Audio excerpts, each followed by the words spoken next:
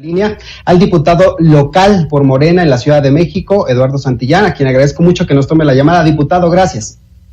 Alex, Joely, qué gusto saludarlos, como siempre, estoy a sus órdenes. Como siempre, atendiendo el llamado de Mega Noticias TVC para responder sobre este tema particularmente. ¿Ha habido avances en la capital del país en relación a esta demanda que hacen las mujeres, y no solo las mujeres, sino todos los sectores para frenar la violencia en contra de ellas? Así es, se ha hecho un esfuerzo muy importante en la Ciudad de México para lograr disminuir, y nuestra meta es abatir la violencia hacia las mujeres, con mecanismos tan novedosos como el registro de agresores sexuales que aprobamos en el Congreso de la Ciudad de México, o el banco de ADN que prácticamente en agosto, septiembre empezará a funcionar en la Ciudad de México. No solamente eso, hemos realizado tipos penales para combatir la violencia digital, que por ejemplo es uno de los fenómenos más importantes, más recurrentes, y hemos agravado las lesiones hacia las mujeres en una mitad, de tal suerte que desde el ámbito legislativo se ha hecho un esfuerzo muy importante. También la Fiscalía ha hecho un trabajo fundamental, permitiendo, por ejemplo, que se pueda hacer la denuncia virtual de todo lo que es violencia familiar, y que sin lugar a dudas es uno de los fenómenos más preocupantes, porque en este momento lo que hemos identificado en la Ciudad de México, conjuntamente con la Fiscalía, es que ha aumentado la cifra negra. Hay un fenómeno que es el hecho de que la mujer que es violentada y que está en el hogar, pues por razones naturales se le complica el presentar una denuncia, de tal suerte que pues evidentemente... ¿Cuáles, diputado? ¿Cuáles son las razones naturales? ¿A qué se refiere? Pues mira, la principal razón es que está el agresor en el hogar, ¿sí? Entonces, estando el agresor en el hogar, pues evidentemente la mujer tiene una mayor complejidad en presentar su denuncia. Se le complica más hacer una llamada, por ejemplo, se complica mucho más el hecho de asistir al Ministerio Público, de tal suerte que en este fenómeno es muy importante la participación también de la sociedad, de la comunidad, para que podamos tener el reporte tal vez del familiar, del amigo, del vecino, que tiene conocimiento de que se está presentando un fenómeno de violencia en el hogar, de tal suerte que se pueda actuar de manera pronta y eficiente. Oiga, diputado, pero a ver, poniéndonos en los zapatos, que usted además conoce muchísimos testimonios, porque es de los diputados que de verdad va a los hogares, va recuperando testimonios, lo traduce incluso a una ley, busca la manera de ofrecer soluciones. Es bien difícil cuando el agresor es la pareja, el padre de los hijos, y romper con ese círculo, por ejemplo, social, porque entonces rompes con esta teoría de la manada, es decir, rompes con los primos, con la suegra, con los tíos, y hay un rechazo de la sociedad, de la propia familia, a esa persona que denuncia. Pero además, cuando acuden a los ministerios públicos, se topan con muchas personas cuando reciben las denuncias que no necesariamente se ponen en el lugar de la víctima. Ahora ya tampoco existe una facilidad para acudir a un refugio. En ese sentido, ¿qué le falta a la sociedad, por un lado, y también a las instituciones para poder de verdad proteger a la familia, a la mujer que se atreve a denunciar y tratar de cambiar su realidad? Porque a veces es mucho más fácil decirlo que vivirlo. Claro, mira, de entre algunas de las modificaciones importantes que hemos tenido, se ha implementado en los ministerios públicos de la Ciudad de México lo que se ha denominado la abogada de las mujeres. ¿Esto qué significa? Que la mujer que es violentada va a tener y tiene el acompañamiento ya de una mujer abogada, que va a ser la encargada de atenderle durante todo el proceso y orientarla, auxiliarla. Me parece que esa es una medida muy importante. Claro. ¿Qué tenemos que garantizar? En primera instancia, que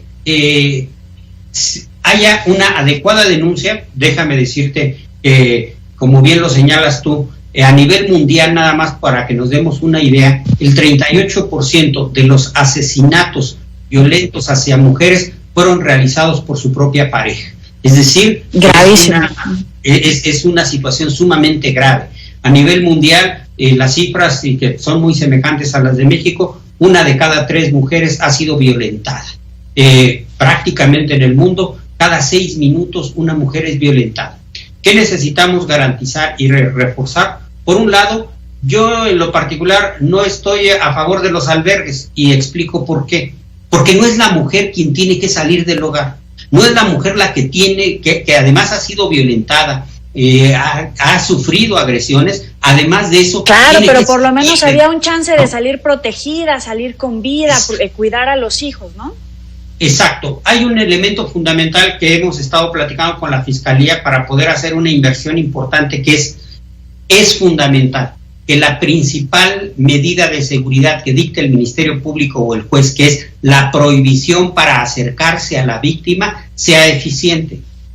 ¿Cómo se debe de resolver esto? De una manera muy sencilla, a través de la implementación de brazaletes a los agresores, de tal manera que podamos tener en tiempo real la ubicación de un agresor para evitar que efectivamente esté acechando, esté agrediendo permanentemente a la víctima. También es muy importante que hagamos una revisión en su conjunto a todo el fenómeno de violencia, porque hemos encontrado en el análisis a profundidad que hemos hecho que se abusa, por ejemplo, por parte de los ministerios públicos del tipo penal de violencia familiar. ¿Por qué razón? Porque el tipo de violencia familiar es un delito que se persigue de querella y que por lo tanto permite también el perdón. En muchas de las ocasiones, las agresiones a las mujeres, en donde realmente se cometen lesiones o intentos incluso de homicidio o de feminicidio, terminan cuadrándose solamente como violencia familiar. No, la violencia familiar... Por falta de perspectiva de género, ¿no? Exacto. Necesitamos tener ampliar la perspectiva de género en la procuración, en la impartición de justicia, y que no se abuse de la figura de la violencia familiar. Porque llega la mujer golpeada en ocasiones al Ministerio Público, o en muchas ocasiones, lamentablemente, y en lugar de acreditarse las lesiones, en lugar de acreditarse el intento de homicidio o de feminicidio, se acredita la violencia familiar. La violencia familiar permite el convenio entre las partes, entonces, y el otorgamiento de perdón.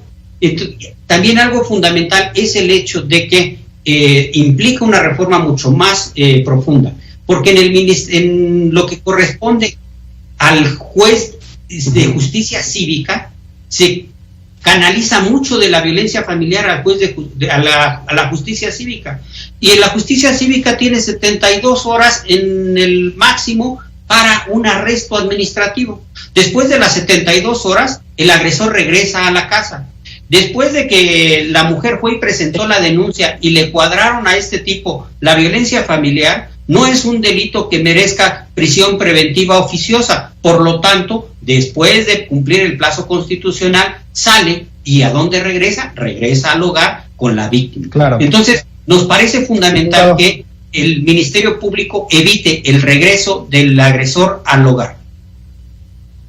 Diputado, ahorita que usted comenta todo este tema, sí, nos hace falta muchísimo trabajo para poder impartir justicia, pero también es un tema de reconocerlo significa también darle recursos. Hoy hubo una reunión con la Secretaría de Gobernación de distintas organizaciones que dicen que los recursos están frenados. La jefa de gobierno de la Ciudad de México insistió en que durante la pandemia se iba a garantizar el apoyo a estos programas, pero pues uno de pronto se pregunta, ¿están llegando estos recursos? ¿Sí, no están llegando? Claro, mira, en la Ciudad de México creo que estamos a la vanguardia en muchos de los temas. Yo te diría, prácticamente tendremos una inversión ya en marcha, prácticamente ya estamos en el proceso de construcción del banco de ADN, que implicará una inversión de entre 70 y 100 millones de pesos.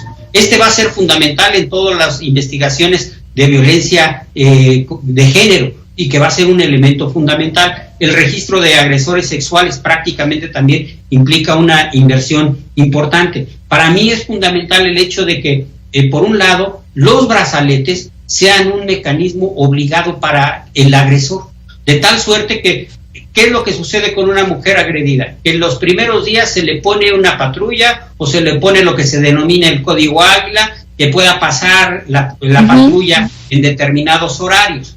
pero eso no le da la certeza a la mujer de que no va a recibir una agresión. Lo que nos parece fundamental es, por un lado, que un brazalete permita identificar en dónde está el agresor y dónde está la víctima, para que a través de una ubicación en tiempo real podamos evitar que se le acerque. Y yo en lo particular he estado insistiendo en que tenemos que revisar la justicia cívica. La primera agresión a una mujer es una falta administrativa. Si la primera falta administrativa fue un arresto o una multa, si bien le va, porque cuando hacemos el análisis entre el número de llamadas de emergencia de una mujer y el número de quejas presentadas ante el juez cívico, hay una gran diferencia. Pero ni el presidente le quiere creer a esas cifras, diputado. Él mismo desconocía ese incremento. ¿Cómo le hacemos ahí con el presidente para que también tenga un discurso más empático? Lo que yo considero es, por un lado, ¿qué es lo que sucede con las cifras? Pues las cifras, por las razones que he explicado, y curiosamente, o se han mantenido o incluso han disminuido. No porque disminuya la violencia hacia las mujeres, sino porque se vuelve más difícil en estas condiciones la presentación de denuncias por parte de mujeres. Por eso disminuye efectivamente el número de reportes oficiales. Lo preocupante para nosotros en el caso de la ciudad es que aumenta la cifra negra. Esta cifra de tal suerte que implica evidentemente un ejercicio social, cultural, institucional y político en el que todos debemos de participar.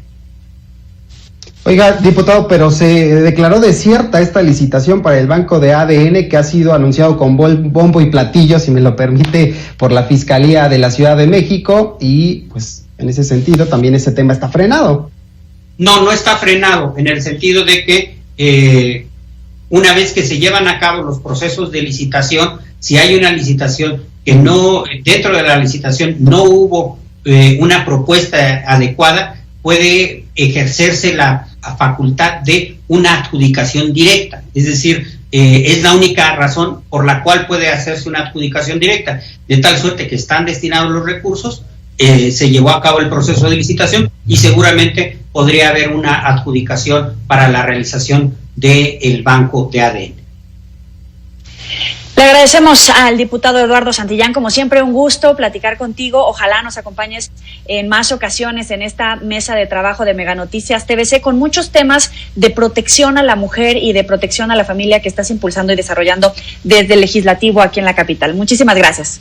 Como siempre, será un gusto. La próxima semana aprobamos la prohibición y la sanción de las terapias de conversión, un gran tema también para la ciudad. Aquí estaremos invitándote para que participes con nosotros. Muy buena tarde. Muy buenas tardes.